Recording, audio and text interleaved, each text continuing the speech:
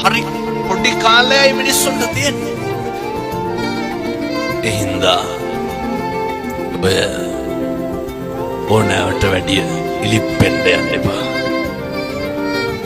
ඕනෑවට වැඩි ඉදිමෙන්ඩ යන්න එපා.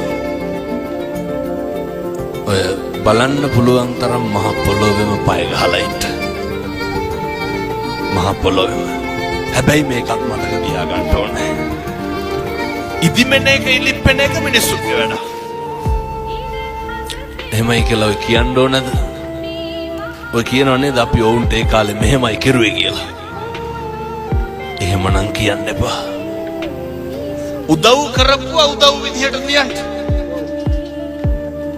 ප්‍රති උපකාර කරන එක ඒ මිනිස්සුන්ගේ වැඩක්.